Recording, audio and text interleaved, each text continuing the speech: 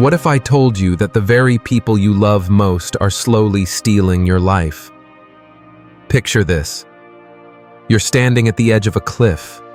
Behind you lies decades of struggle, sacrifice, and hard-won wisdom. Ahead, the golden years you've earned. But wait, someone's tugging at your sleeve. Just one more favor, they whisper. You can't say no to your family.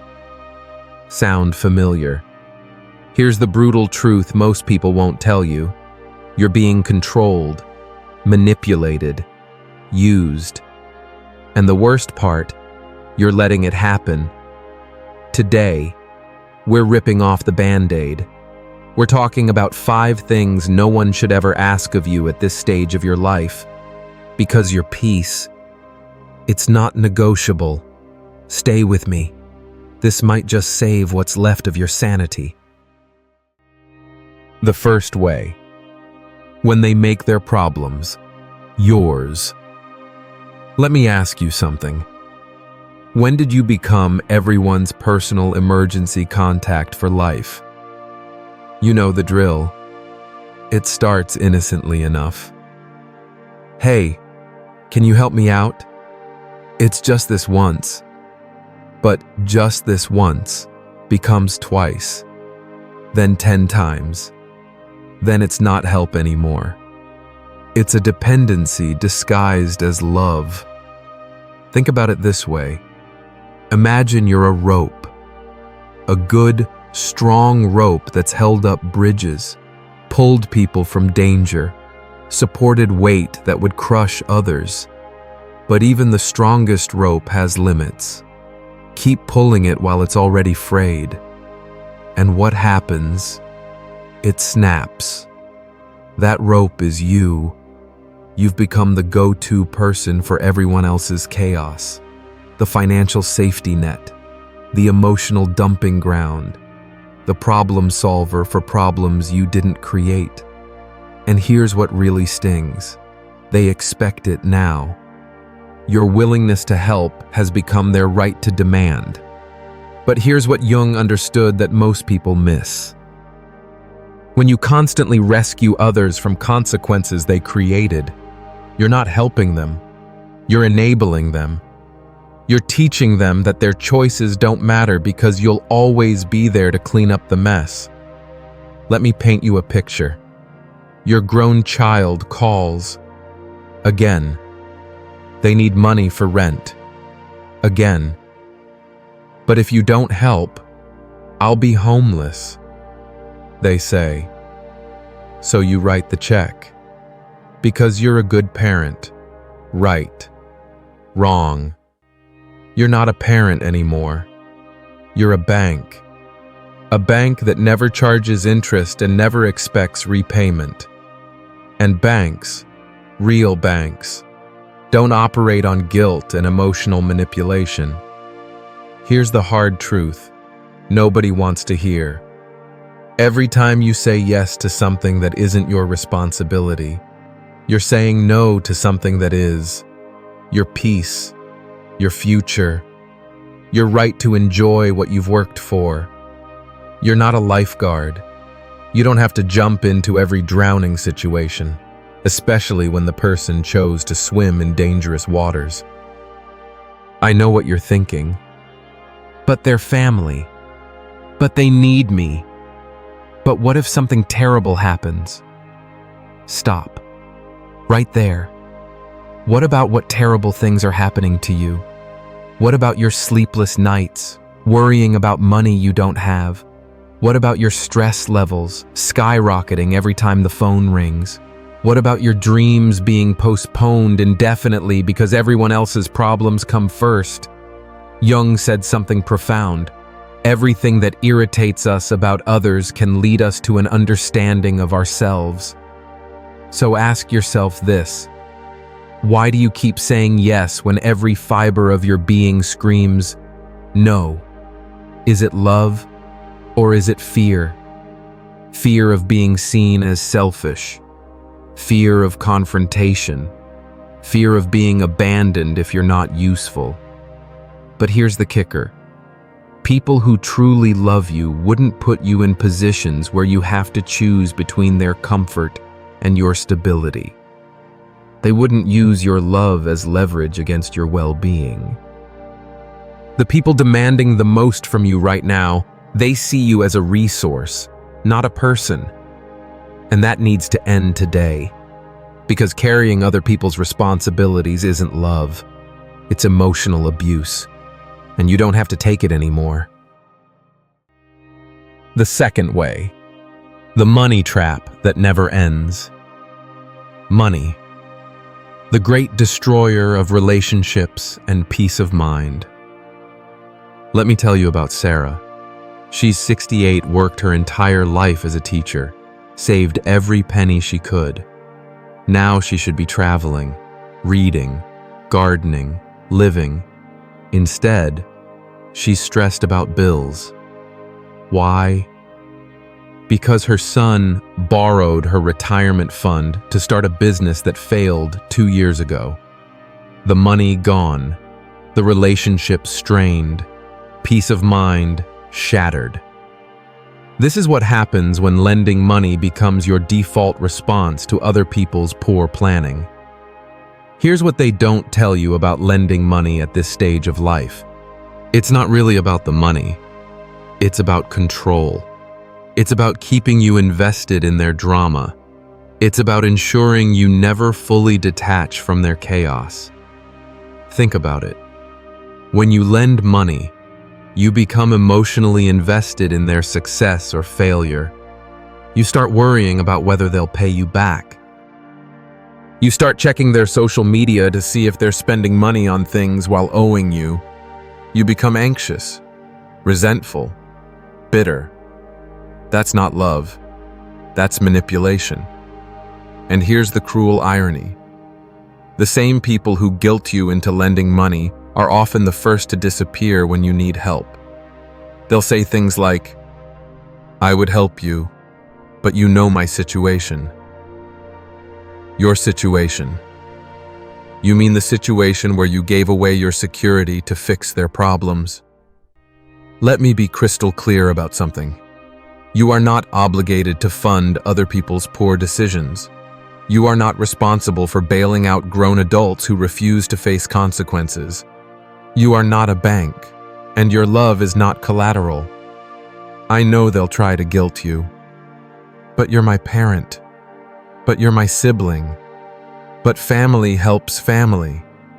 Here's your response. Family doesn't put family in financial jeopardy, because that's exactly what they're doing. They're asking you to risk your security, your future, your peace of mind for their immediate gratification. And that's not family behavior. That's predatory behavior. Jung talked about the shadow, the parts of ourselves we don't want to see. Well, here's your shadow moment. Every time you lend money you can't afford to lose, you're not being generous. You're being codependent. You're feeding your need to be needed at the expense of your own well-being. And what happens when you need that money? When your car breaks down, when you need medical care, when life throws you a curveball, you'll be left scrambling while the person you helped continues living their life, probably asking someone else for money. Here's a rule that will save your sanity and your savings. If you can't afford to give it as a gift, don't lend it. Period. Because loans to family and friends aren't loans. They're gifts with expectations attached. And those expectations will poison every future interaction you have with that person. Your financial security took decades to build. Don't let someone else's crisis destroy it in a matter of weeks. The third way. When they make you the family referee. Picture this scenario. It's a quiet Sunday morning. You're enjoying your coffee, maybe reading a book, finally having some peace. Then your phone rings.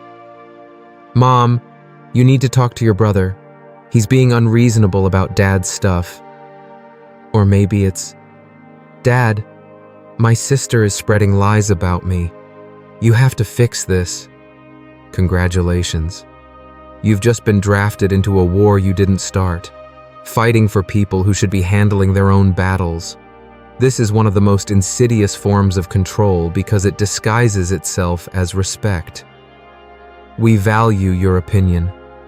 You're the wise one in the family. Only you can fix this. Bullshit.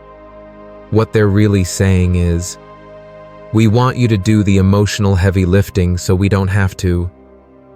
They want you to absorb the stress, navigate the conflict, and somehow magically make everyone happy while they sit back and wait for you to solve their problems. Here's what happens when you become the family mediator. You inherit everyone's anger. You become the target when your solutions don't work. You get blamed when people don't like your advice. And worst of all, you sacrifice your own peace for conflicts that will exist long after you're gone. Jung understood something crucial about family dynamics. He said, "The meeting of two personalities is like the contact of two chemical substances if there is any reaction. Both are transformed." But here's the thing. You've already been transformed by decades of life experience. You've earned your peace. Why should you let other people's unresolved issues transform you back into a stressed, anxious version of yourself? Let me tell you about the inheritance wars. This is when adult children start circling like vultures around property that isn't even theirs yet. They come to you, the parent, asking you to be fair, to make sure everyone gets their share, to referee disputes about things that belong to you. Here's a radical thought. It's your stuff. You earned it. You get to decide what happens to it.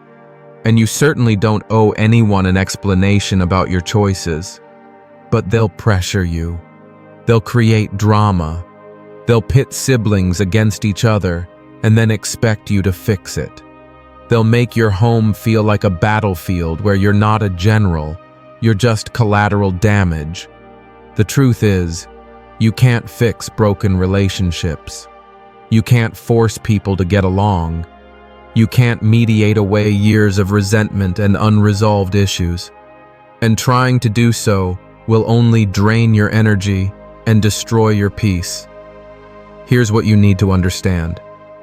When adult family members refuse to communicate directly and instead use you as a messenger, they're being emotionally immature. They're asking you to parent them instead of handling their relationships like adults. And you know what? You've already done your parenting. You've raised your children. You've taught them what you could. If they choose not to use those lessons, that's on them, not you. Your job now is to protect your peace, not referee their conflicts. So the next time someone tries to drag you into family drama, here's what you say. I love you both, but this is between you two. Work it out yourselves. And then you hang up. Turn off your phone if you have to. Your tranquility is worth more than their temporary discomfort. The fourth way. When they want you to disappear yourself. This one cuts deep. This is when the people closest to you start treating you like an outdated version of software that needs constant updates. Dad, you can't wear that. People will think you're old. Mom, stop talking about the old days. Nobody cares. You need to get with the times. Change your music. Update your opinions. Be more like us. What they're really saying is, we're embarrassed by who you are. Let that sink in. The person you've spent decades becoming, the preferences you've developed, the wisdom you've accumulated, the style you've perfected. They want you to throw it all away to fit into their idea of who you should be.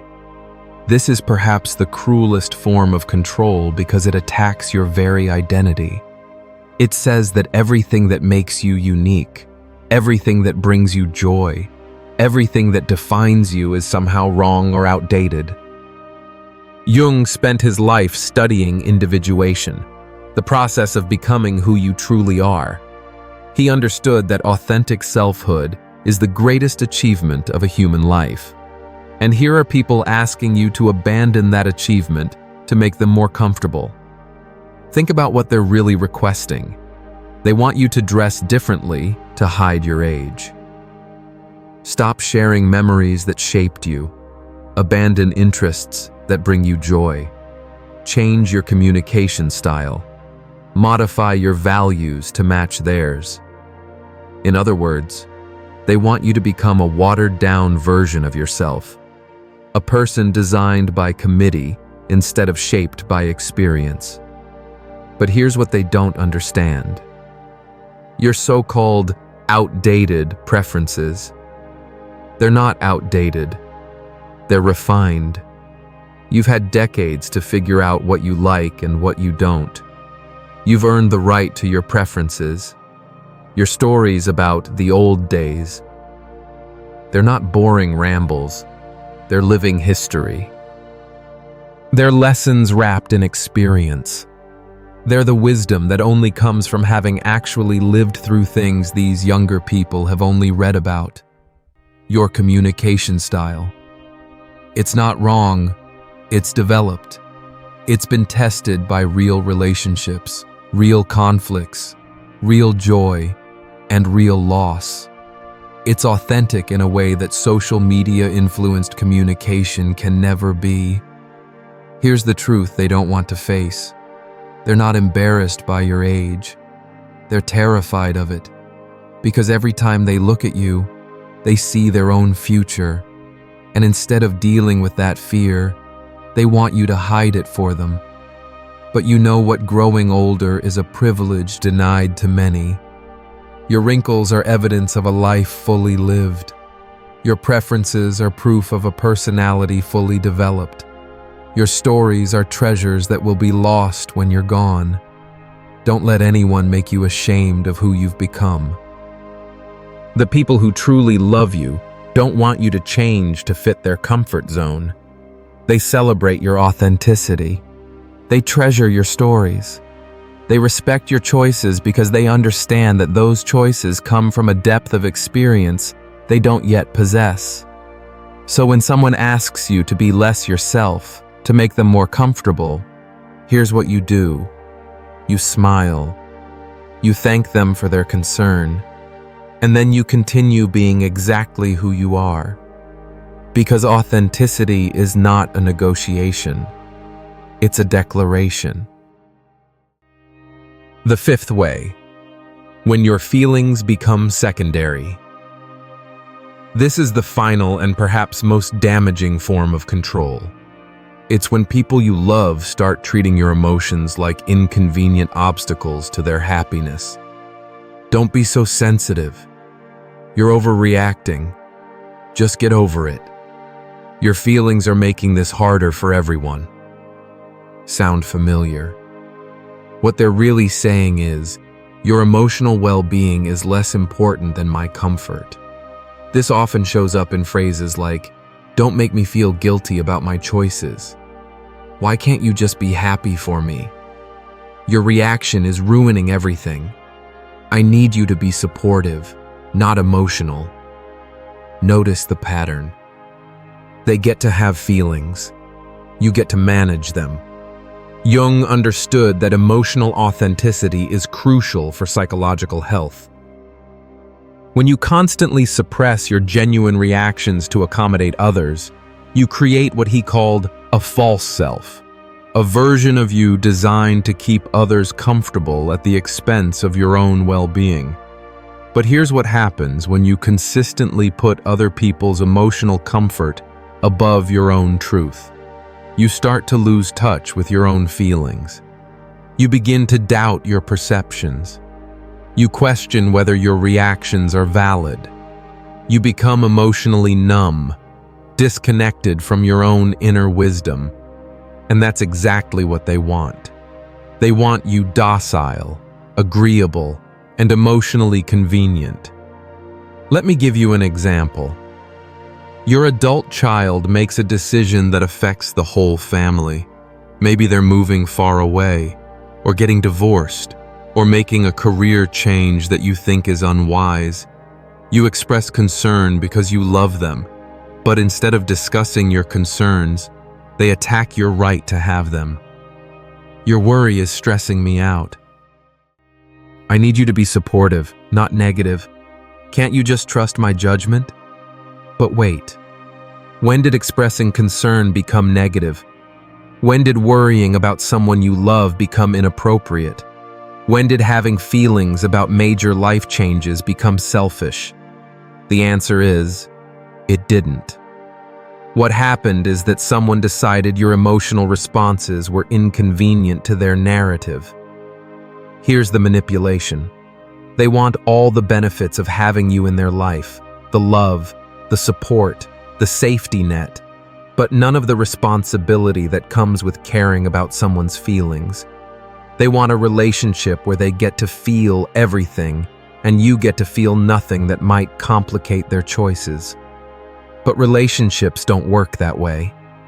Real love includes the right to be disappointed, concerned, worried, or even hurt by the people we care about. If you can only express positive emotions, you're not in a relationship, you're in a performance. Jung said, "Everything that irritates us about others can lead us to an understanding of ourselves." So here's what their demand for emotional compliance reveals about them. They can't handle the complexity of real relationships. They want the simplified version where you're always happy, always supportive, always understanding, but you're not a customer service representative for their life choices. You're a human being with valid emotions, earned through decades of loving and living. Your feelings matter. Your concerns are valid. Your emotional reactions are information, not obstacles. And anyone who asks you to suppress your authentic emotions to make their life easier doesn't deserve access to your emotional world in the first place. So here we are. 5 ways people are trying to control you, manipulate you, and steal your peace. 5 ways you've been taught to sacrifice yourself for others' comfort. But here's the thing Jung really understood. Individuation, becoming truly yourself, isn't selfish. It's necessary, not just for you, but for everyone around you. When you stop being everyone's problem solver, they learn to solve their own problems. When you stop being the family bank, people learn financial responsibility. When you refuse to referee conflicts, adults start communicating directly. When you stay authentic, you give others permission to be authentic too. When you honor your own feelings, you teach others that emotions are valid and important. You're not helping anyone by sacrificing yourself. You're just enabling dysfunction and teaching people that your well-being doesn't matter. The truth is, the people who get angry when you set boundaries are exactly the people who need those boundaries the most. So here's your new rule book. No is a complete sentence. Your peace is not negotiable. Your money is not their emergency fund. Your emotions are valid. Your authenticity is not up for debate. Their poor planning doesn't constitute your crisis. You've spent decades becoming who you are.